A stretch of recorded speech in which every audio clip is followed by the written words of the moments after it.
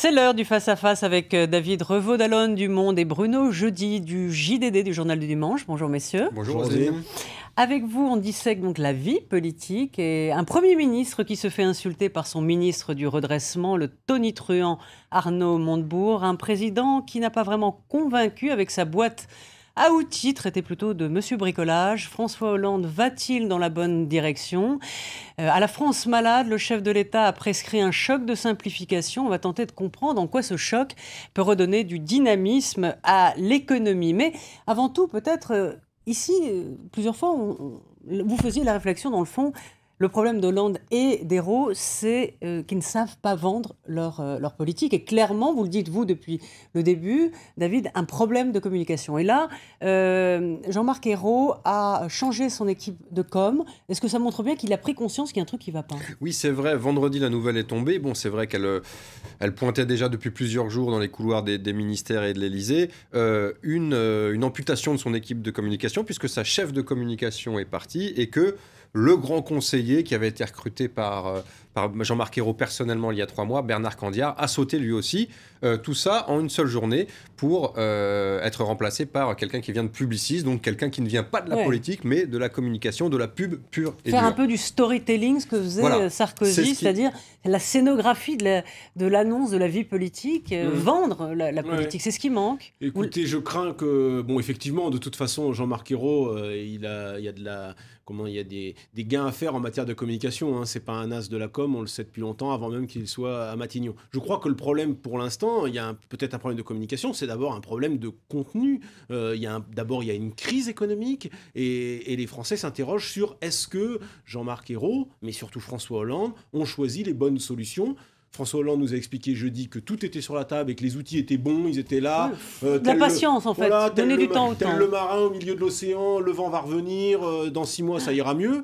J'espère pour lui, parce que si dans 6 mois, ou disons le début de l'année 2014, ça va pas mieux, ça voudra dire 1, que ces outils n'étaient pas bons, qu'ils sont délégitimés, et 2, peut-être qu'il faudra à ce moment-là changer carrément de politique. On verra ça à ce moment-là. Donc je crains que avant la communication, ce soit d'abord la qualité des outils en place, dont pour l'instant qui ne convainc pas les Français. Non mais Bruno, le problème c'est que François Hollande, pour l'instant, il n'avait absolument rien à vendre. Pas la moindre bonne nouvelle, pas le plus petit heureux événement. Regardez les chiffres, croissance, chômage, pouvoir d'achat, tout déficit, PIB, tout est catastrophique. Donc à partir de là, que doit-il dire, François Hollande ? Il y a une situation, il ne peut pas la travestir, il ne peut pas la masquer. Donc il explique qu'il a fait, selon lui, la fabrication, effectivement, ce qu'il a appelé la boîte à outils, de manière à ce que dans 6 mois, 1 an, si d'aventure la croissance pointait son nez à la frontière européenne, eh bien, il pourrait en attraper un petit peu. C'était d'ailleurs son calcul depuis le début. Il n'avait pas grand-chose d'autre à faire, François Hollande, et c'était un peu un exercice de routine de crise. Vous avez raison, David, mais voyez-vous, il y a au moins 2 choses qui posent quand même problème après cette émission pour François Hollande. C'est quand même ce genre d'émission. On sait bien que ça ne va pas tout régler, mais il pouvait au moins un petit peu reprendre la main sur la forme. Moi, j'ai trouvé que l'émission était quand même assez étrange, cette espèce de dialogue avec David Pujadas, filmé de côté. Enfin, on n'avait pas l'impression qu'il s'adressait directement aux Français. Et puis, deuxièmement, on le voit à travers les sondages. Hier, il y en avait un dans le journal du dimanche. Je trouve que François Hollande perd l'un de ses atouts, qui était juste là, présent sa force. Il ne semble plus à l'écoute des Français, et peut-être plus qu'il n'a pas convaincu, il n'est pas rassurant. On sait bien que pour l'instant, c'est la crise.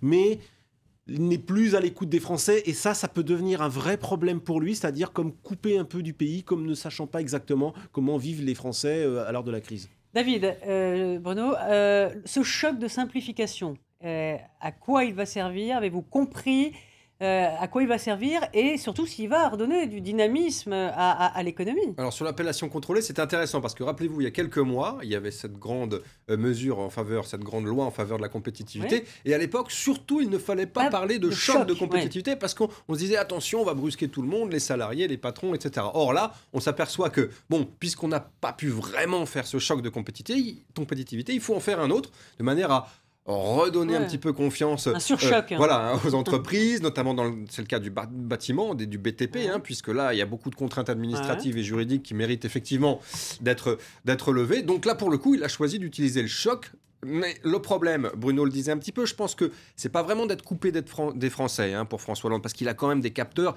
il sait très bien ce qui se passe dans le pays, il mesure la tension, il mesure la crise sociale, il est très inquiet des fractures, de la tension des faits divers, etc. Donc il le sent quand même. Mais le problème, c'est qu'il les présente, là-dessus vous avez raison Bruno, c'était le cas dans les 20 premières minutes de l'interview, de façon très techno, très technocrate. Et donc le choc de simplification, pour y revenir, c'est pas évident à comprendre. Alors ça peut être pas mal, c'est pas une mauvaise idée, bon on l'a déjà entendu, c'est pas très nouveau, espérons quand même que ça ira un peu plus loin que les bonnes intentions habituelles. Je pense que pour le bâtiment ça devient urgent, et si vraiment il diminue par 3 les durées de recours contre les permis, à mon avis tous les patrons dans le secteur du bâtiment sont très contents. Maintenant il faut voir si ça marche vraiment, ils veulent le faire par ordonnance, donc ça peut être aussi une bonne idée pour aller plus vite.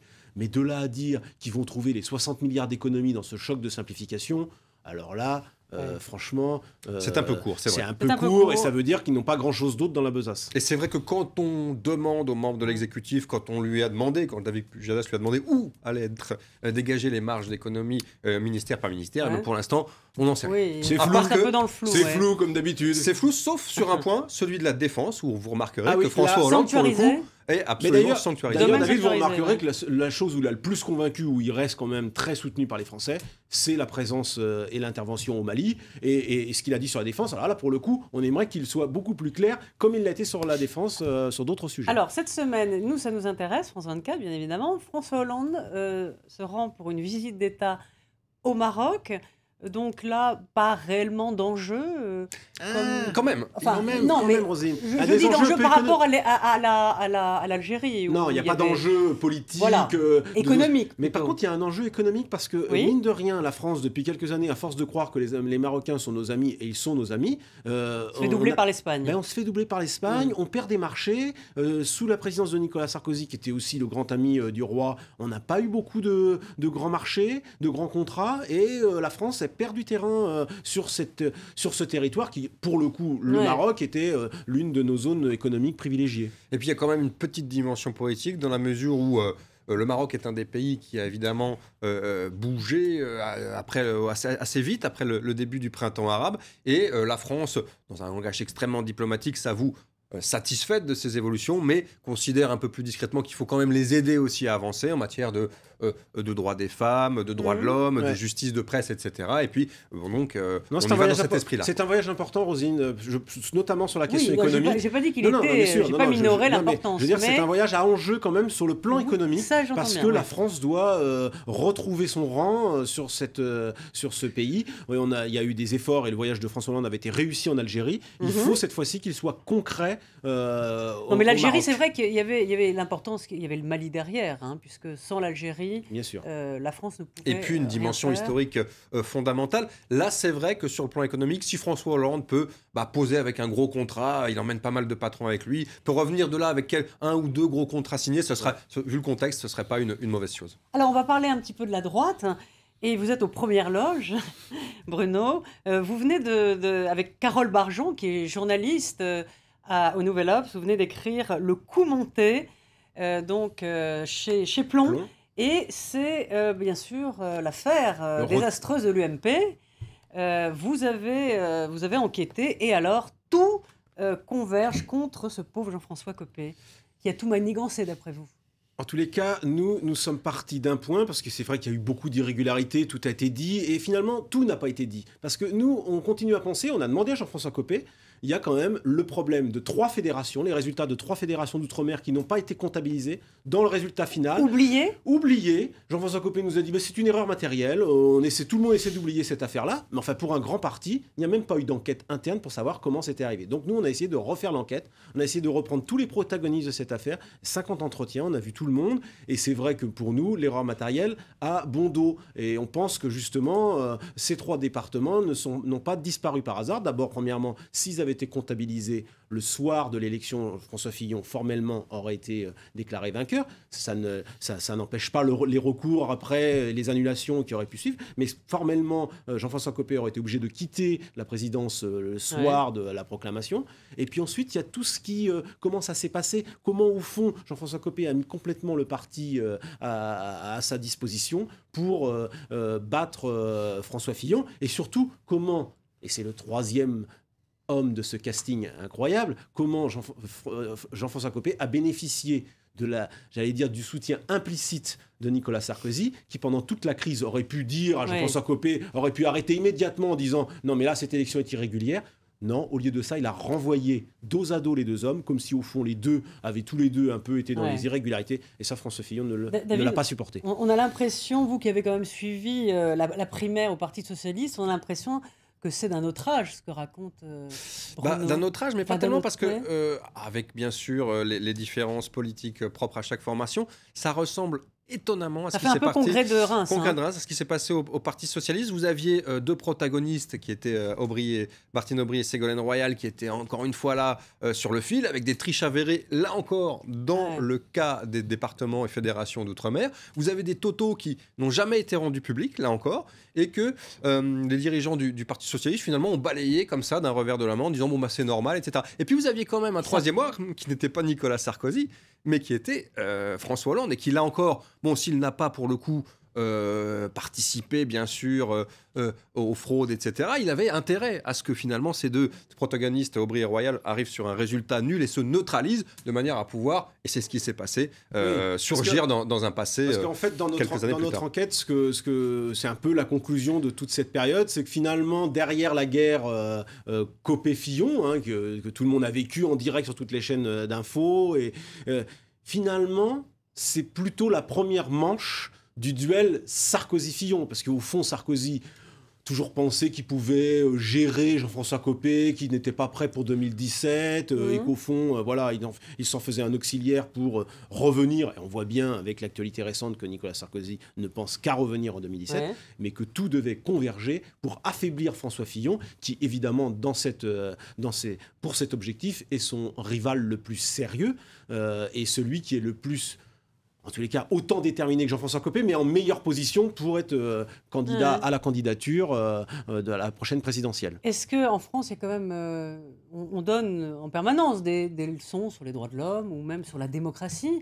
On donne des leçons aux pays africains. Parfois, les présidents, avec un ton assez paternaliste, veulent enseigner la démocratie à nos amis africains. Mais je crois que du point de vue de la démocratie interne, au parti politique, il y a encore énormément de progrès à faire. Quand on lit ce livre, le Parti Socialiste s'en est un petit peu sorti, mais enfin, il n'est pas encore à l'abri d'une rechute, mais avec l'exemple des primaires, puisqu'il a ouvert grand les urnes, si j'ose dire, bien au-delà des seuls militants du Parti Socialiste. C'est une solution pour l'UMP qui devrait... mais c'est une vraie question pour l'avenir. Mais c'est vrai que c'est une vraie question pour la démocratie. Parce que les partis, aujourd'hui, on va fonctionner à l'heure des primaires et on va voter pour tout, et on voit pour désigner le candidat de la droite à Paris, les militants, les sympathisants vont voter, et les partis ne sont pas équipés pour organiser leur propre démocratie interne, et ça, il faudra... C'est une question de moyens ? Je pense que le législateur va devoir se pencher sur la question, va devoir créer une instance indépendante de recours, une sorte de coco pour les partis, parce qu'il faudra aussi pouvoir contester de manière sereine,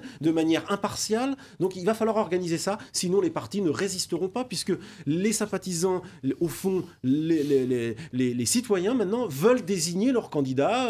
On le voit à Paris, on le verra dans d'autres, et avec l'alternance, le Parti Socialiste se retrouvera dans la même situation à son tour. Donc il faut que les partis organisent leur démocratie interne. C'est vrai qu'ils n'ont pas la technologie à l'heure actuelle, la légitimité. Et les deux pour crises, pouvoir celle de organiser 2008 au PS et celle de 2012 à l'UMP, montrent encore plus dans le cas de l'UMP, parce qu'au fond, on s'est retrouvé dans un 50-50. Alors, un 50-50 à gérer en interne, c'est impossible. Merci. Donc, je vous renvoie ce livre, Le coup monté, avec Carole Barjon, aux éditions Plomb. David, on attend votre production. Vous n'en direz pas plus? Production littéraire. Dans quelques mois, on en parlera. Voilà, merci à tous les deux. Et on se retrouve très vite sur France 24. Merci.